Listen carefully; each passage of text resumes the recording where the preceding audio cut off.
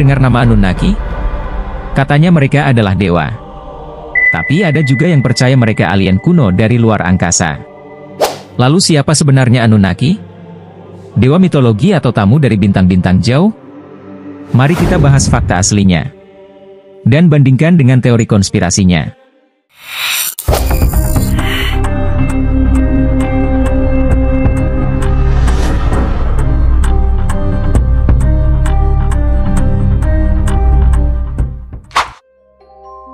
Anunnaki adalah kumpulan dewa dalam mitologi Sumeria kuno, salah satu peradaban tertua di dunia, berasal dari Mesopotamia, yang kini kita kenal sebagai Irak. Nama Anunnaki berasal dari kata Anu, dewa langit, dan Naki, keturunan. Jadi bisa dibilang, mereka adalah anak-anak langit. Dalam mitologi mereka, Anunnaki bukan makhluk asing, tapi para dewa yang mengatur alam semesta, menentukan nasib manusia, dan bahkan mengadili jiwa-jiwa yang sudah mati. Beberapa tokoh penting dalam kelompok ini antara lain Enlil, dewa angin dan penguasa bumi; Enki, dewa kebijaksanaan dan air; dan Inanna, dewi cinta, seks, dan perang. Mereka hadir dalam banyak tablet kuno, epos, dan doa-doa keagamaan. Tapi tidak ada satupun yang menyebut mereka sebagai alien. Nah, disinilah semuanya mulai jadi lebih misterius. Pada tahun 1976, seorang penulis bernama Zecharia Sitchin mengklaim bahwa Anunnaki bukan dewa, tapi makhluk luar angkasa dari planet bernama Nibiru, planet misterius yang katanya hanya melintas dekat bumi setiap 3.600 tahun. Menurut Sitchin, Anunnaki datang ke bumi ribuan tahun lalu untuk menambang emas. Dan mereka butuh tenaga kerja. Jadi mereka menciptakan manusia dengan memodifikasi DNA makhluk primitif. Lalu lahirlah Homo sapiens, manusia modern. Teori ini dikenal sebagai Ancient Astronauts Theory atau alien kuno. Mimin mikir keras nih. Keren? Iya. Lalu ilmiah? Sayangnya tidak. Sebagian besar sejarawan dan arkeolog sepakat bahwa teori alien kuno tidak punya dasar bukti yang kuat. Tablet Sumeria yang asli tidak pernah menyebut soal planet Nibiru, alien, atau eksperimen genetik. Kebanyakan terjemahan yang digunakan dalam teori konspirasi adalah interpretasi bebas, bahkan banyak yang sengaja dimodifikasi. Dan sampai sekarang, belum ada bukti arkeologis bahwa manusia diciptakan oleh makhluk luar angkasa. Tapi begitulah teori ini tetap hidup. Bukan karena bukti, tapi karena misteri yang ditinggalkannya. Jadi, siapa Anunnaki sebenarnya? Dewa-dewa kuno dari Sumeria kah? Atau alien luar angkasa yang membentuk sejarah manusia? Fakta dan mitos terkadang berjalan berdampingan. Dan di antara keduanya ada ruang kosong yang diisi oleh rasa penasaran manusia. Kamu percaya yang mana, gengs?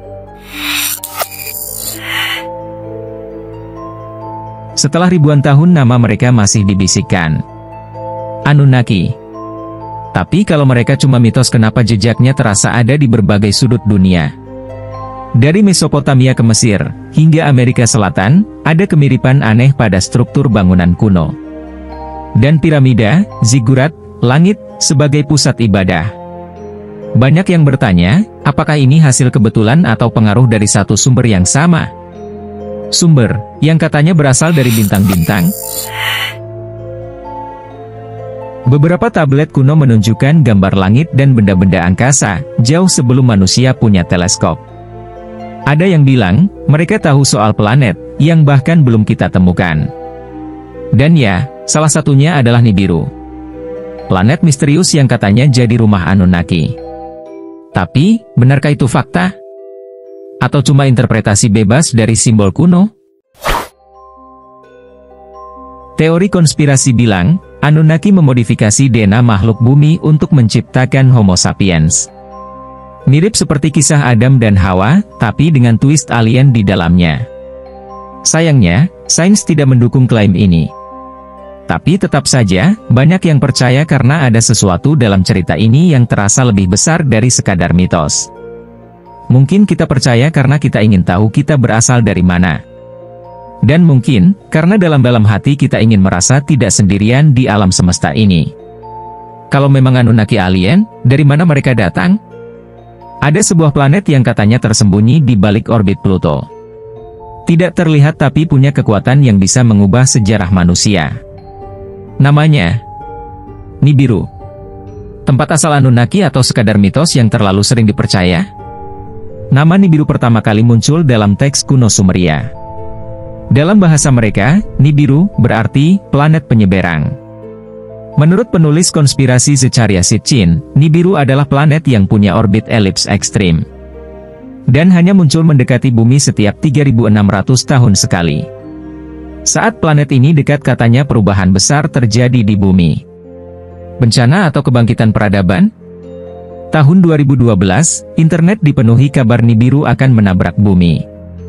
NASA bahkan sampai harus membuat pernyataan resmi, tidak ada planet seperti itu di tata surya kita.